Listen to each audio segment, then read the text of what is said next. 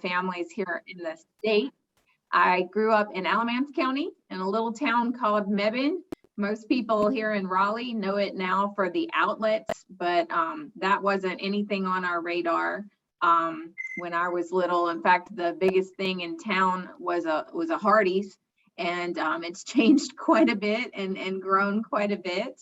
But I grew up on a dairy farm. My family had a dairy farm that had been in the family for several generations. And probably the most interesting thing about my growing up that I thought everybody had, my mom's family lived down the street to the left about a mile, and my dad's family lived adjacent to our property to the right. And I just thought that's the way everybody grew up, with their aunts and uncles on both sides of their home. And it wasn't until I was a little bit older that I learned how unique that was, and also how special that was. So that's just a little bit about where I grew up. That's fascinating. So, sorry, we're getting some echo here. Can you all hear me? Okay, Catherine had her mic on. So we love those kind of stories. We just had Mary Bethel sharing about her time in Bertie a few weeks ago, talking about farms and farming and so forth. And so you were on a dairy farm. What were some of your responsibilities on the farm? I didn't have any official responsibilities. I was actually thinking about that coming into this, and figured if I brought up the dairy farm, you'd ask me that question. I've got to say, in the 70s, growing up in the 70s, my brother had a lot of responsibilities at the farm, but for some reason, it probably had to do with my gender. I didn't have the same expectations. If I could go back, I would probably change that. But you know, that was just growing up in the 70s. So I got to pick and choose. I liked to feed the babies, the little calves, and that was lots of fun for me. A lot of times I would go and help my dad with that after school. We also had a huge collection of farm cats, which their official job was to keep the pests under control. But as a little girl, I viewed them as the fun. And most of them were pretty wild, but usually I would find a couple that would warm up to me and kind of become unofficial pets. And I would also make sure they were fed and tended to. And then sometimes during the summers, I'd help with special projects, you know, corn and hay and things like that. I still remember corn night, where the whole family would get together and go from the field to the canning stage, and everybody had a role in that process, and we would work up enough corn to get us through the winter. And you know, certainly taught me a lot about appreciation for the land and appreciation for the people who work the land. And definitely, I'm a parent who makes sure my kids understand that food's not born in the grocery store. Yeah, grocery store products are not from the grocery. Oh, that's great. So somewhere in there, you decided that you wanted to go off to the big city to go to university. Tell us about how you got to where you ended up for your undergraduate, and who influenced you. Sure. So I'm a Duke grad, and growing up, you know, our family home was only about 25 minutes away from Duke University. My great aunt was really my main influencer. She was a graduate of the Duke Nursing School in the 40s during the war. And even though she had gone away and worked several different places across the country, by the time I was a youngster, she was back working at the Durham VA. And she had no children of her own, so she adopted some of us. And I would often go spend the night with her, sometimes by myself, sometimes with cousins. And she would take us over to campus to walk around. And Duke was just, to me, a beautiful and fun place to go for a long time. We would take in the gardens, sometimes take in athletic facilities, sometimes go to the store and shop for a t-shirt. And then really about the time that I came into my early teens, I started to appreciate it for its value as an academic institution, and really identified it as a place that I wanted to go to school. And that's what we set our sights on, both me as an individual and then my family to support me and to find the resources through various channels necessary to fund that academic opportunity. But it really was a perfect match for me, and a wonderful place to go. And I'm still really, really proud of my Duke education and my experience there. Absolutely. So this great aunt who was a Duke nursing school graduate, did she influence you at all in your profession? What were you making at? No, because I'm not a nurse. So that's what's interesting about the path, how my primary influencer was a nurse, and she's actually still around. She's 98 years old and still quite active and involved, and we stay in close contact. But I did not go through the nursing program in undergrad. I had many other interests. I did a dual major, partly in environmental science and also in political science, and really found my place in connecting the science and the policy, in hopes to be able to use both of those degrees to kind of bring people together from those environments. You know, a lot of times scientists will get deep into the science and have a lot of really great information.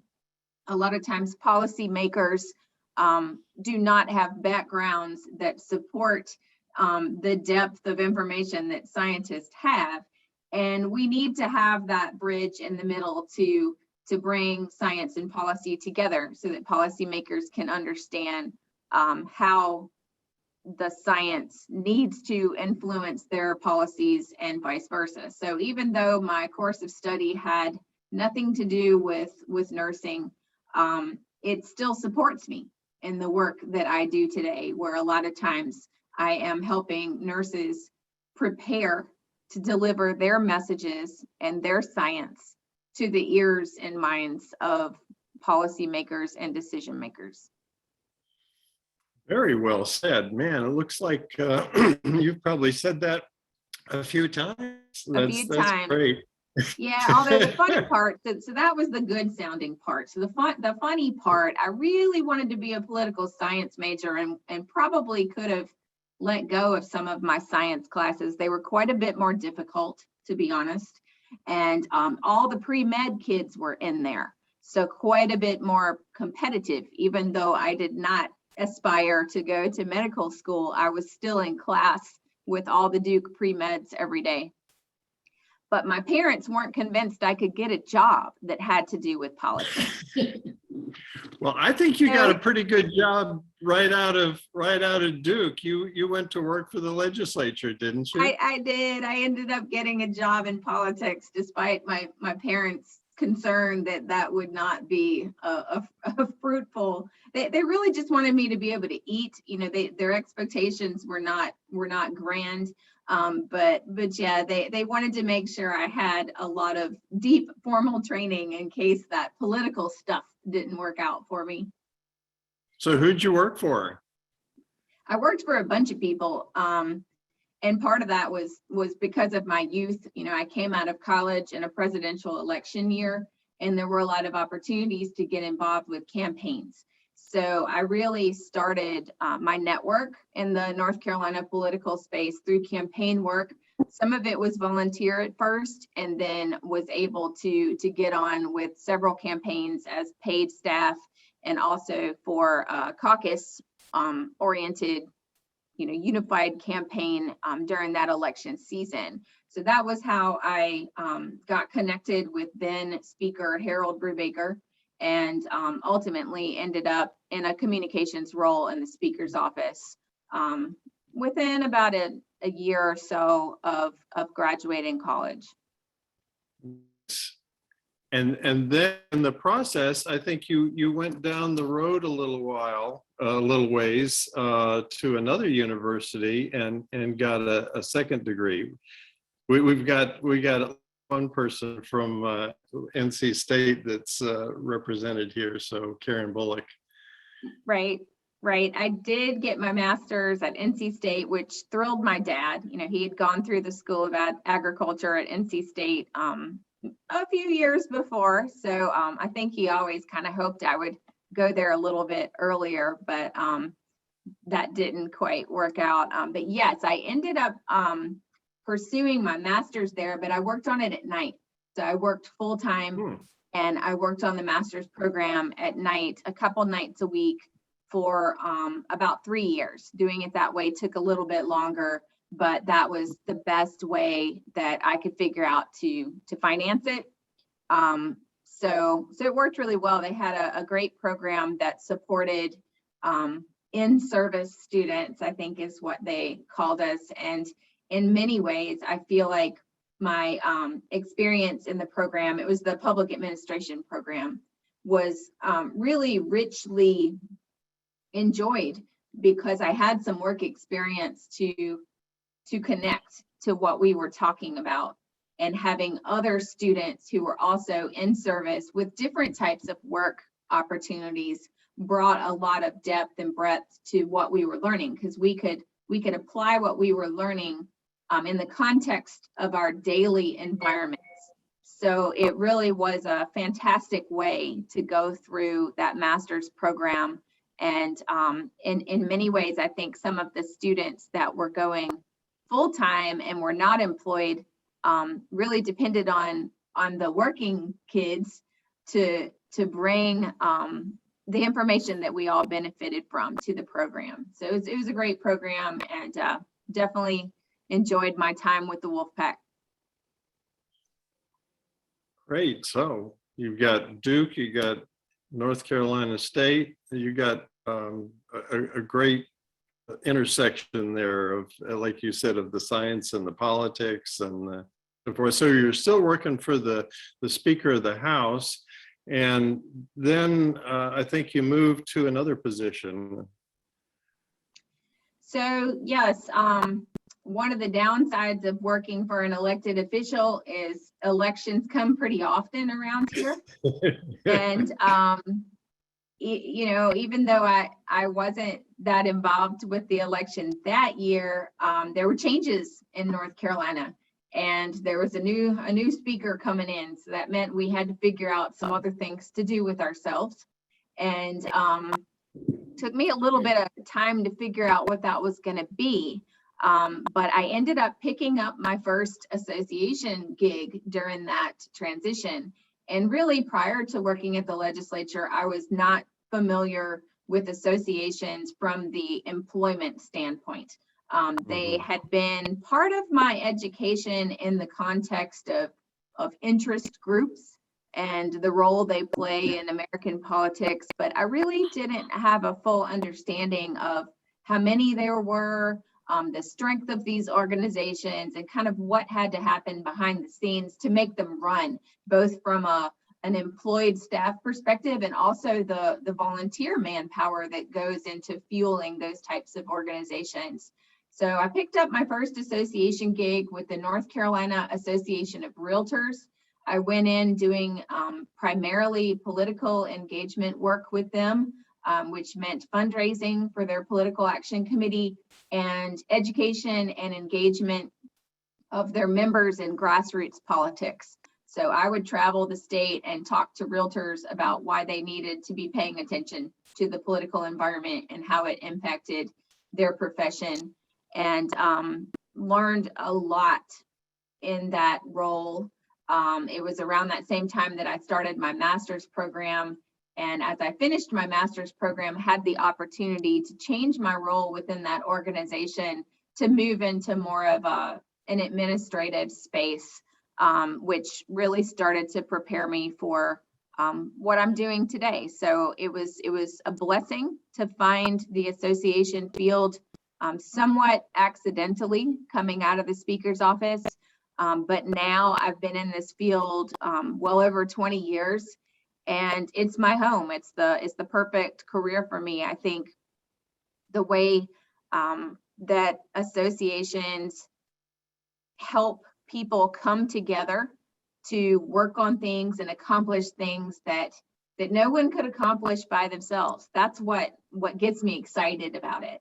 And certainly now doing it for the nurses for so long, you know, again, it feels like I was called to support this profession and these individuals, and kind of brings me back to some of my family roots as well. So, you know, everything kind of works out for a reason, even if it's not quite how you expect things to work out. I think is the lesson there, is just stay open to opportunities around you, and your path will come.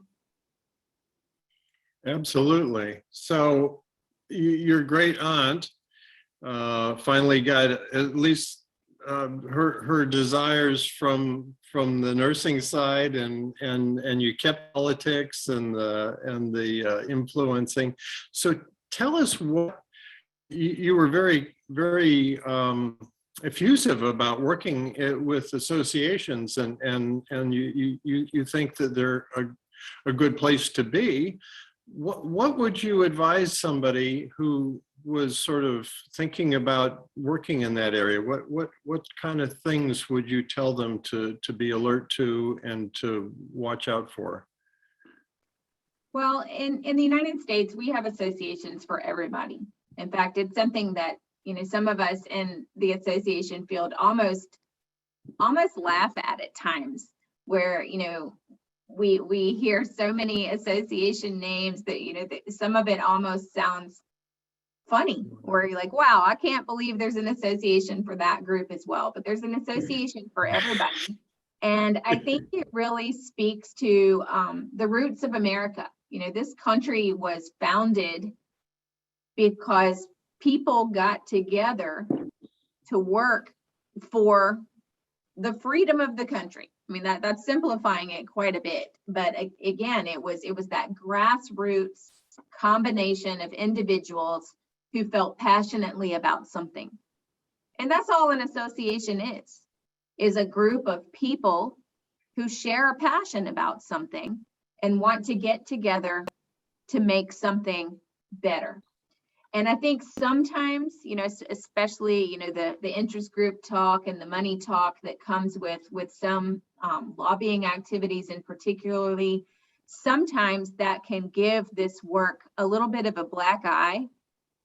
But I really feel like, for the most part, the work is very pure. I mean, you're going to find a few bad apples in any profession, in any kind of work. But I think for the most part, associations are just about people coming together around something that they care about and trying to get good things done.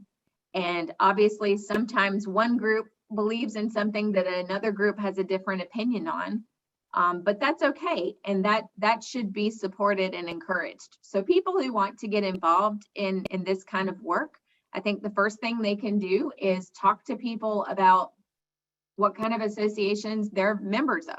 You know, a lot of times if you sit down and talk to people, you'll learn that people are involved in organizations that you don't realize they're involved in. You know, there are opportunities for people to get involved as members to learn how the associations work. And then certainly to come and hang out with some of us and see what we do and how we do it is also a great way to kind of get exposure to the inside. That was definitely what I was lacking coming out of college. I had not identified this at that point as a career opportunity, even though the things that I said I wanted to do, associations totally do. I just had to connect those dots a little more closely to understand it. That's exciting. So you've had some amazing leaders in the North Carolina Nursing Association. I know Elaine Shearer was president. Ernest Grant, who is now a superstar up in Washington, is the head of the American Nursing Association. I'm sure there's plenty of others. I just don't know them all. Somebody I know here does, but here's a question that came from Dr. Sweeney. So Tina, how do you view the health of our nurses in North Carolina and our future for nurses altogether? How do you envision creative contributions that North Carolina nurses will be making in serious illness issues that we have here in our state? I know Well, that's a couple of questions, but yeah, that's a great question. I think it's hard to answer in a short conversation. That's a question that could stimulate a whole panel discussion probably. But sure. I think the basics from my perspective, and also from NCNA's perspective in this case, nurses can do a lot more than they're doing right now. But I think there's several things that we have to do to support that. And coming, hopefully we're on the backside of this pandemic. I get a little nervous saying I think we're on the backside of it, but hopefully we're on the downward slope and we're coming out of it. But it's going to take some time to help nurses and other healthcare providers heal from this experience. And I really can't stress that enough. I think the average citizen has predominantly gone back to what they want to do in the world for the most part. And I'm speaking a little bit in generalities, but the world for nurses right now is still extremely different and extremely difficult. And I think we are going to have to do some work as a state and a nation to help this profession through the next few years. We have lost people. We are going to lose more. We need to do whatever we can to minimize that and to be able to retain both the experience and the knowledge that experienced nurses have, but in a way that they can sustain the work, because what they've been doing is not sustainable, and that's sending people away from the profession. So that's really my biggest concern at the moment, is that our workforce is suffering, and that will make it difficult to support fully goals like the ones that this coalition has. We have an access to care problem already in our state and nation. That was pre-COVID, but we're going to see that become even more severe because of issues in the workforce.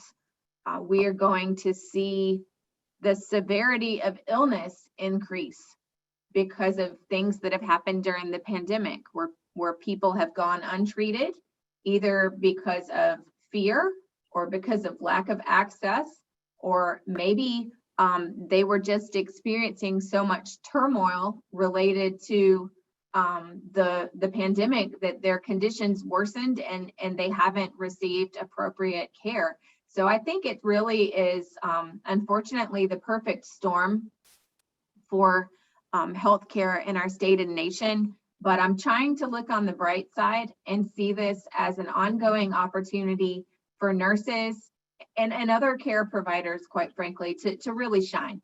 I think there have been a lot of opportunities during the pandemic where nurses did receive long overdue attention for their efforts, for their skill, for everything that they provide.